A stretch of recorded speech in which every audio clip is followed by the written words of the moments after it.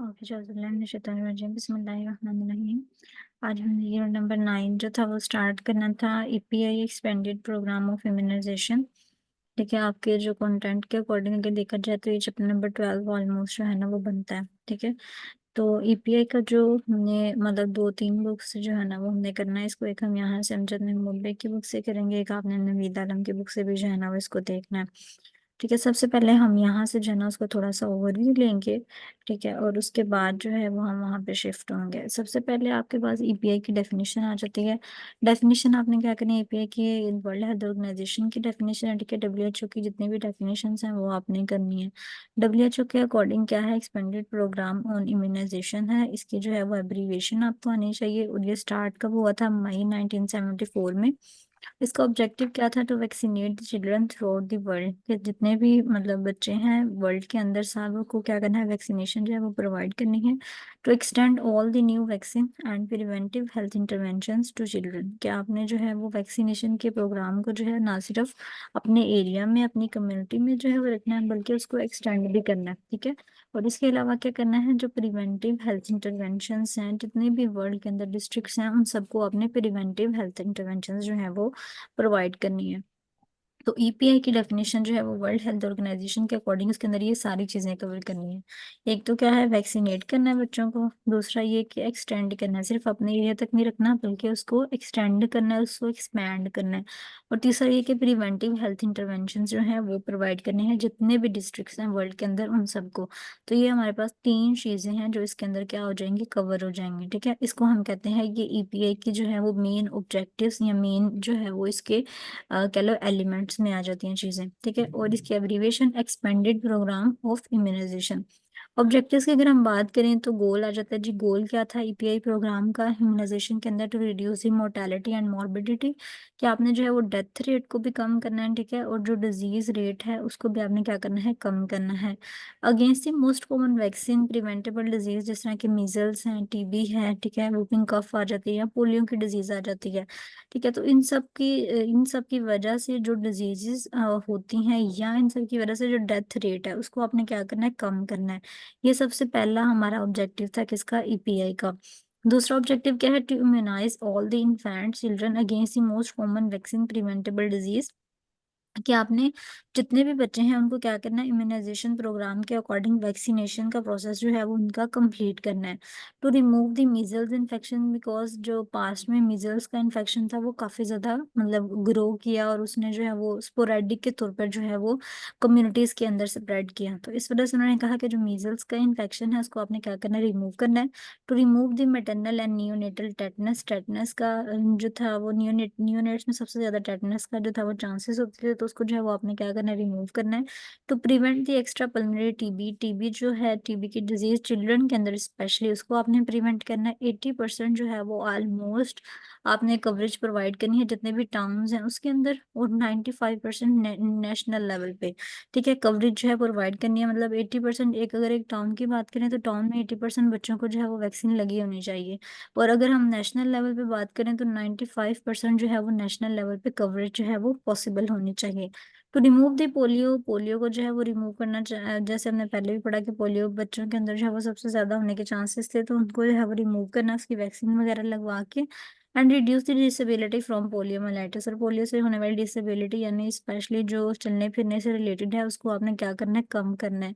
To improve the economic wellbeing of society, to help the health both mother and child, यानी mother की भी health को जो है वो बेहतर बनाना है, इसके अलावा चाइल्ड की भी हेल्थ को। रिबेला की जो सिंड्रोम है उसको आपने थोड़ा सा कंट्रोल करने की कोशिश करनी है। वैक्सीनेशन कवरेज जो है वो हर डिस्ट्रिक्ट हर कम्युनिटी में प्रोवाइड करनी है। इसमें से आपको अगर ऑलमोस्ट 10 को जो है वो याद होते हैं तो वो आपने करने हैं। 10 ऑब्जेक्टिव्स जो है ना वो आपने लिखने हैं। ठीक है, डेफिनेशन में उसकी डेफिनेशन लिख दी डब्ल्यूएचओ की, और ऑब्जेक्टिव्स के अंदर आपने उसके कोई 10 ऑब्जेक्टिव्स जो है वो तैयार करके वो लिख दिए। टारगेट ग्रुप हमारे पास इम्यूनाइजेशन के लिए कौन सा होता है जी, टारगेट ग्रुप अगर आपको आता है तो जितने भी 1 ईयर के कह लो जो चिल्ड्रन हैं जिनको डीपीटी के लिए या बीसीजी के लिए या ओपीवी के लिए यानी पोलियो वगैरह के लिए जो है ना मीजल्स की वैक्सीन उनको जो है वो लगेगी। ठीक है, ये डीपीटी के अंदर डिप्थीरिया की जो है वैक्सीन आ जाती है, टाइफाइड की आ जाती है। ठीक है, बीसीजी जो हमारे पास टीबी की आ जाती है, और ओपीवी हमारे पास ओरल पोलियो की वैक्सीन आ जाती है। Other children who have not fully immunised, यानी जो बच्चे अभी कंप्लीटली जिनको इम्यूनिटी उनकी इतनी ज़्यादा नहीं है, उसको बूस्ट करने के लिए भी आप इम्यूनाइजेशन का प्रोसेस कर सकते हैं। Every pregnant for TT vaccination, tetanus का जब भी वैक्सीन लगनी होती है तो हम हर प्रेग्नेंट वुमेन को जो है लगवाते हैं। All other women who are of child bearing age, यानी 15 to 49 ईयर्स की जितनी भी वुमेन हैं उनको भी जो कि इम्यूनाइज पहले नहीं हुई होती टेटनस के लिए, उनको भी टेटनस का इंजेक्शन लगवा सकते हैं, उसकी वैक्सीन लगवा सकते हैं। अगर हम इम्यूनाइजेशन की बात करें, इसकी डेफिनेशन क्या होती है? रेजिस्टेंस पावर है बेसिकली, यहाँ पे कह सकते हैं रेजिस्टेंस पावर एजेंट है। Like body against infection agent, मतलब कि बॉडी का एक एजेंट है। पावर एजेंट आप कह सकते हो, जो कि हमारे इन्फेक्शन के एजेंट के साथ क्या करता है, उसको रेजिस्ट करता है या उसको अपोज करता है। ठीक है, बॉडी का पावर एजेंट, और जो रेजिस्ट करेगा किस चीज़ को? इन्फेक्शन एजेंट को।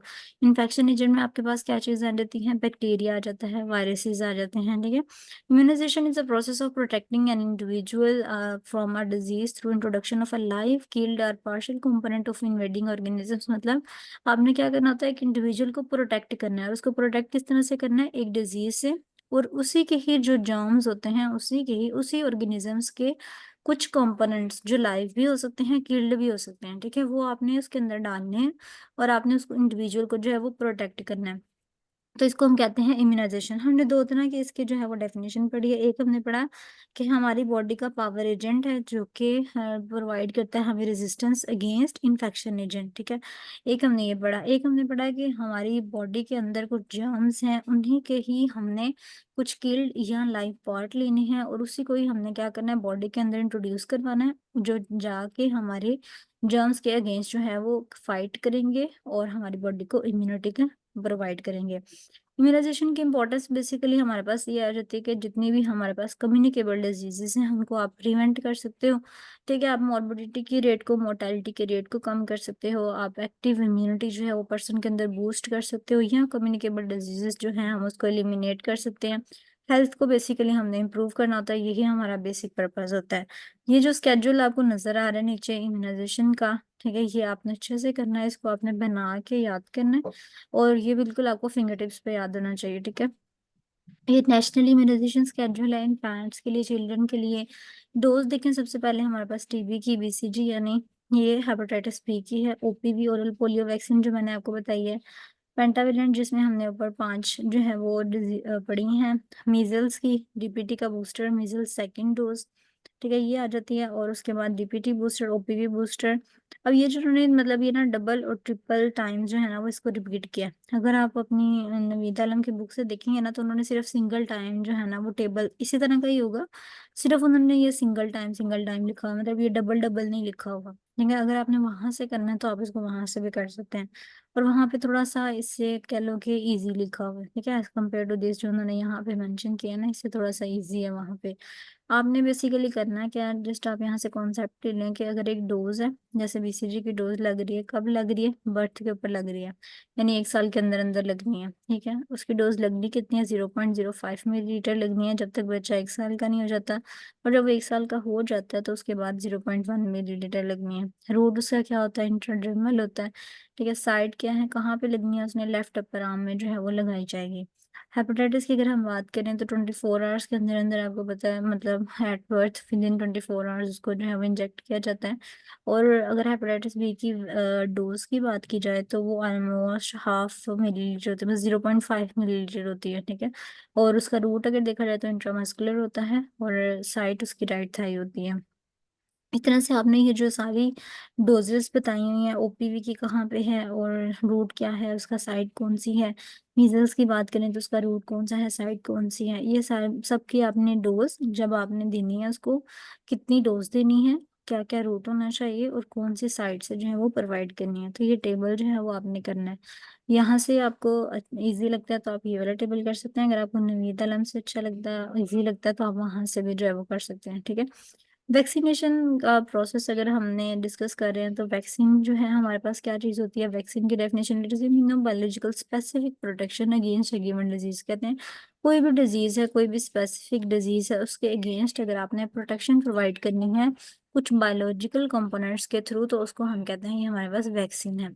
Vaccine is an immune biological substance design to produce specific protection against a given disease. ठीक है, मतलब इम्यून बायोलॉजिकल सब्सटेंस है, मैंने बायोलॉजिकल का मतलब क्या है कि नेचुरल तरीके से तैयार किया गया है।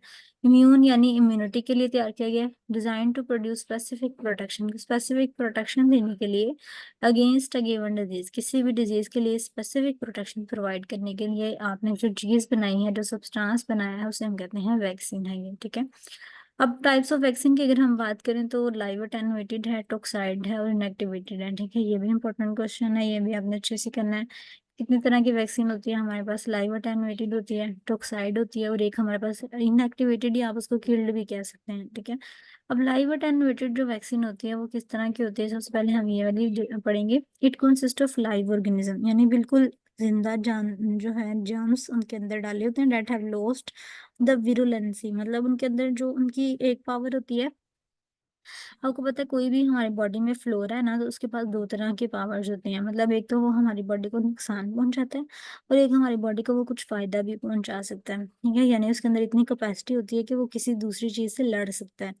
तो अब हमारी बॉडी के अंदर जो उसकी नुकसान पहुंचाने वाली पावर होती है ना, उसको अगर हम किल कर दें और सिर्फ उस पावर को रिटेन रखें जिसमें वो दूसरों को फायदा पहुंचा सकता है या जर्म से लड़ सकता है। ठीक है, तो वो हम क्या करते हैं, उसको बरकरार रखते हैं, जबकि जो दूसरी उसकी पावर होती है जिसमें वो क्या कर सकता है, नुकसान पहुंचा सकता है, उसको हम किल कर देते हैं। तो हमारे पास इस तरह के ऑर्गेनिजम्स होते हैं जो होते तो लाइव हैं। ठीक है, वो जिंदा होते हैं, लेकिन वो अपनी विरुलेंसी के पावर होते हैं, वो उनको मतलब इस कदर उनको वीक कर दिया जाता है कि वो मतलब विरुलेंसी उनकी लॉस्ट हो जाती है, सिर्फ उनकी एंटीजेनिसिटी रिटेन रहती है। ठीक है, live attenuated vaccine contain a variant of the living virus, जैसे कि अगर एक वायरस है जो है तो जिंदा, लेकिन that has been weakened so that वो इतना उसको उसको कमजोर कर दिया गया है, या इस कदर उसको जो है वीक कर दिया गया है, it does not cause serious disease in people with healthy immune system, मतलब जिनका इम्यून सिस्टम सही है उसके अंदर वो बिल्कुल भी डिजीज कॉज नहीं कर सकता। Examples of live attenuated vaccine include the measles, mumps, rubella vaccine जिसको आप MMR भी कहते हो, और वेरिसिला वैक्सीन जिसको आप चिकन पॉक्स भी कहते हैं। ठीक है, लाइव एटेन्यूएटेड की आपको समझ आ गई होप सो के होंगे वो ऑर्गेनिजम्स लाइव, लेकिन उनके जो विरुलेंसी की पावर होती है वो लॉस्ट हो चुकी होती है, और जो उनकी एंटीजेनेसिटी की पावर होती है वो रिटेन होती है। अब हमारे पास दूसरे नंबर पे हम पढ़ते हैं किल्ड वैक्सीन। अब किल्ड वैक्सीन के अंदर मतलब उसके नाम से ही ऑब्वियस है कि मतलब जिस तरह की वैक्सीन होगी, ऑर्गेनिजम्स दैट आर किल्ड, मतलब जो कि जिनको फुल किल कर दिया जाता है हीट के थ्रू या कोई केमिकल उनके ऊपर डाल के उनको किल कर दिया जाएगा in such a way that is virulence, but virulence again हमने पढ़ा लॉस्ट, एंटीजेनिसिटी रिटेन, मतलब इनको तो मारने की जरूरत नहीं थी क्योंकि ये इतने ज्यादा जो है वो विरुलेंट नहीं होते, इस वजह से हमने इनको जिंदा रखा। लेकिन जो किल्ड वैक्सीन में जितनी भी ऑर्गेनिजम्स हम लेते हैं वो इस तरह के होते हैं जो ज़्यादा विरुलेंट होते हैं, उनको हम इस तरह जिंदा नहीं छोड़ सकते। तो हम क्या करते हैं, उनको किल कर देते हैं। ठीक है, हीट के थ्रू या केमिकल के थ्रू हम क्या करते हैं, उनको किल कर देते हैं। जब हम उनको किल कर देते हैं तो उनकी जो विरुलेंसी होती है, यानी जो नुकसान पहुंचाने वाली पावर होती है, वो लॉस्ट हो जाती है, लेकिन जो उनकी एंटीजेनेसिटी होती है जिसके थ्रू वो दूसरे ऑर्गेनिज्म से लड़ सकते हैं, वो रिटेन रहती है। अब ये जो किल्ड वैक्सीन होती है किस किस की होती है? टाइफाइड की होती है, कॉलरा की होती है, प्लेग की होती है या रेबीज की होती है। ठीक है, an inactivated vaccine or killed vaccine is a vaccine consisting of virus particles, bacteria, or other pathogens that have been grown in culture and then lose disease producing capacity। जो इनएक्टिवेटेड वैक्सीन होती है जिसको हमने killed vaccine कहा, ये इस तरह की वैक्सीन है जिसके अंदर वायरस पार्टिकल्स, बैक्टीरिया भी हो सकते हैं, लेकिन उनके अंदर जो डिजीज प्रोड्यूसिंग कैपेसिटी होती है वो खत्म हो चुकी होती है। In contrast live vaccine use pathogen that are still live, वो हमने पढ़ लिया कि लाइव अटेन्यूएटेड के अंदर जो हमने ऑर्गेनिज्म यूज करने हैं वो जिंदा होते हैं। ठीक है, और उनकी भी विरुलेंसी की पावर लॉस्ट है, एंटीजेनिसिटी रिटेन है। और किल्ड वैक्सीन के अंदर जो हमने ऑर्गेनिज्म यूज करने हैं वो इस तरह के होंगे जो किल कर दिए होते हैं हमने, और सिर्फ उनकी एंटीजेनिसिटी रिटेन रहती है और विरुलेंसी लॉस्ट हो जाती है। अब थर्ड नंबर पे हमने जो चीज़ पढ़ी थी वो थी टॉक्साइड। टॉक्साइड हमारे पास किस तरह के केमिकली चेंज एंडोटॉक्सिन, यानी इस तरह के टॉक्सिन्स होते हैं जिसके अंदर टॉक्सिसिटी जो होती है उसकी डिस्ट्रॉय कर दी जाती है, एंटीजेनिसिटी भी उसकी ऑलमोस्ट ऑलमोस्ट जो है वो डिस्ट्रॉय कर दी जाती है। टॉक्सिसिटी एंड एंटीजेनिसिटी, इसमें टेटनस टॉक्साइड आ जाता है आपके पास, डिphtheria का टॉक्साइड होता है, टॉक्सिन बेसिकली हम पॉइजन को कहते हैं, ठीक है। टॉक्साइड वैक्सीन जो होती है वो मेड फ्रॉम अ टॉक्सिन, यानी एक पॉइजन होता है, उससे हमारे पास टॉक्साइड वैक्सीन बनती है। That has been made harmless, जिसको हम हार्मलेस बनाते हैं, but that elicits an immune response against the toxin are based on the, लेकिन वो कहते हैं कि उससे एक इम्यून रिस्पॉन्स जनरेट होता है अगेंस्ट द टॉक्सिन। मतलब आपने टॉक्साइड वैक्सीन को बनाया होता है एक टॉक्सिन से, ठीक है, एक पॉइजन से बनाया है, लेकिन आपने उस पॉइज़न को क्या किया होता है, उसकी कंपोज़िशन चेंज कर करके आपने उसको हार्मलेस बना दिया होता है, लेकिन निकला वो उसी में से ही होता है। अब वो जो पॉइज़न होता है जिसको हमने चेंज कर करके हार्मलेस बना दिया है, जब उसको हम यूज़ करते हैं ना, उसके ओरिजिनल वेरिएंट के लिए, तो वो उसके ऊपर काम करता है, ठीक है? मतलब वो जो होता है वो हमें प्रोटेक्शन प्रोवाइड करता है। जब हम वो, अगर फॉर एग्ज़ाम्पल मैं आपको अगर एग्ज़ाम्पल दूँ, आपने ए जो है वो एक चीज़ ली है, सब्सटेंस ए। सब्सटेंस ए से ही आपने उसको थोड़ा बहुत मोल्ड करके आपने सब्सटेंस बी बनाया। सब्सटेंस ए को खाने से फ़ौरन इंसान की डेथ हो जाती है। सब्सटेंस बी को खाने से जो है वो डेथ नहीं होती, क्योंकि सब्सटेंस ए में से ही निकला है, लेकिन ये है कि उसकी कंपोज़िशन थोड़ी-सी चेंज है, ठीक है? सब्सटेंस बी की बात हो रही है। तो अब हमारे पास जो सब्सटेंस बी है ना, वो जब हम खाएँगे, उसके बाद अगर हम सब्सटेंस ए खाते हैं, तो हमें कुछ नहीं होता, ठीक है? क्योंकि सब्सटेंस बी जो है वो सब्सटेंस ए के अगेंस्ट एक रिस्पॉन्स जो है वो जनरेट करता है, ठीक है? तो ये जो टॉक्साइड या टॉक्सिन है ना, इसी का भी उन्होंने यही कहा है कि टॉक्साइड वैक्सीन जो होती हैं वो हमारे पास बेसिकली किससे बनी होती हैं, एक टॉक्सिन से बनी होती हैं, जिसको हमने हार्मलेस बनाया था, लेकिन वो इम्यून रिस्पॉन्स पैदा करता है किसके अगेंस्ट, उस टॉक्सिन के अगेंस्ट जिससे हम ये चीज़ जो है वो बनाते हैं, ठीक है। और इसके अंदर आपने एग्जाम्पल्स करनी है, जिसमें हमारे पास जो है वो डिप्थीरिया आ जाती है, और हमारे पास इसके अंदर टेटनस आ जाती है, ठीक है। ये हमारे पास टॉक्साइड की चीज़ें हो जाती हैं। उसके बाद आगे आएँ तो हमारे पास कोल्ड चेन का प्रोसेस आ जाता है। कोल्ड चेन को हमने क्या करना होता है, उसको मेंटेन कैसे करना होता है। कोल्ड चेन हमारे पास क्या होता है कि आपने जितनी भी वैक्सीन होती है ना, उनको सिक्योर करने के लिए, उनको सेव करने के लिए एक कह लो बॉक्स टाइप एक चीज़ बनाई है या एक रूम बनाया है, ठीक है? उसमें इतना टेम्परेचर मेंटेन रखना होता है कि आपकी जो वैक्सीन है ना वो ठीक रहे, ठीक है? उसको हम कहते हैं कोल्ड चेन सिस्टम। आप जब नवीद आलम की बुक पढ़ेंगे ना, उसमें कोल्ड चेन के बारे में बहुत अच्छा जो है वो उन्होंने लिखा हुआ है।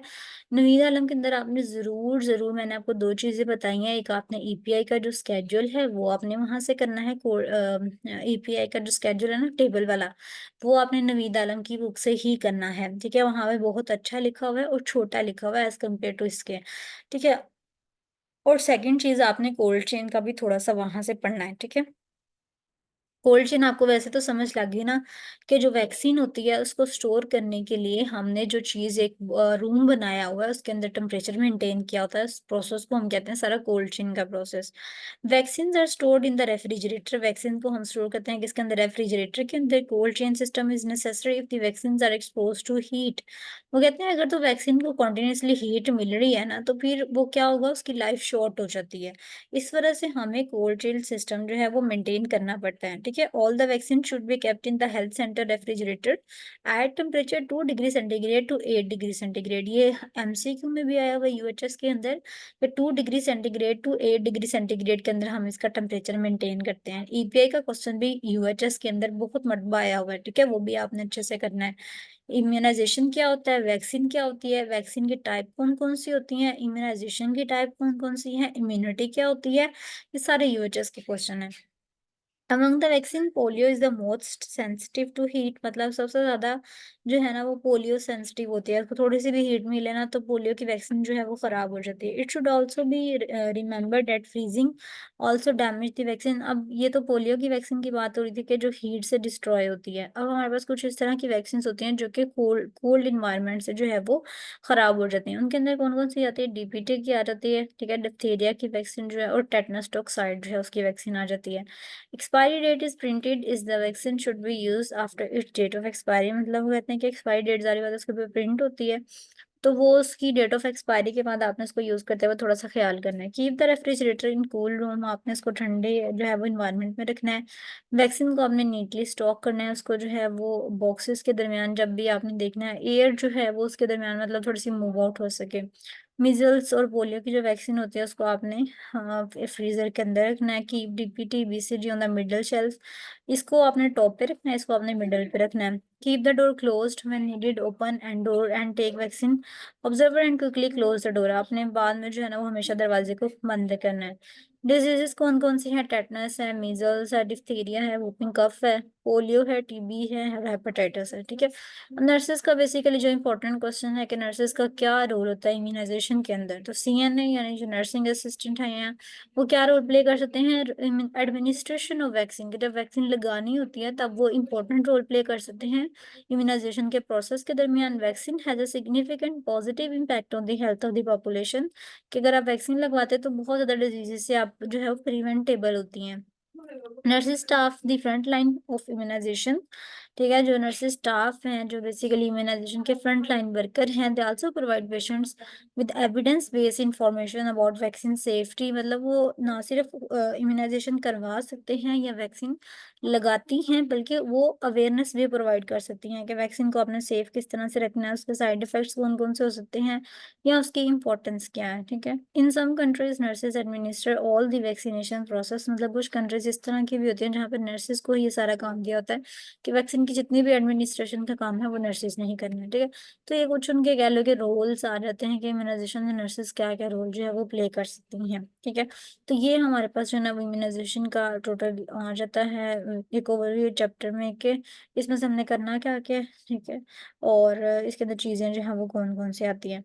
दोबारा से मैंने बताया इसमें सबसे इम्पोर्टेंट टीबीए का स्केड्यूल, ठीक है, उसका जो टेबल है वो आपने करना है। वैक्सीन है क्या, वैक्सीन की टाइप्स कौन सी होती हैं, ठीक है, ये हमारे पास जो स्केड्यूल था। और इसके अलावा आपने जो है वो इम्यूनाइजेशन की डेफिनेशन, ठीक है, और जो ऑब्जेक्टिव्स होते हैं ईपीआई के ऑब्जेक्टिव्स कौन कौन से हैं ये करने हैं। ठीक है। तो ऑलमोस्ट यही है। मैं निवेदन से भी कुछ स्क्रीनशॉट लेके वो आपको सेंड कर दूंगी अगर आपके पास बुक है, वरना मैं सॉफ्ट फॉर्म में वो सेंड कर दूंगी। ठीक है। और इसके अलावा जो क्वेश्चंस हैं कोल्ड चेन वाला, ये भी आपने करना है, इसका टेम्परेचर याद रखना है और इसके कुछ स्टेप्स हैं, ठीक है, वो भी जो है ना वो उसको अच्छे से याद रखना है। अगर इसी बच्चे का कोई क्वेश्चन हुआ तो वो मुझसे ग्रुप में जो है वो फिर पूछ ले। ठीक है। बस इसकी रिकॉर्डिंग जो है वो मैं आपको सेंड कर देती हूँ।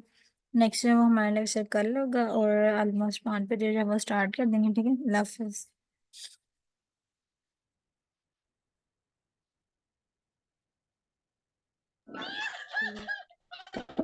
लाइव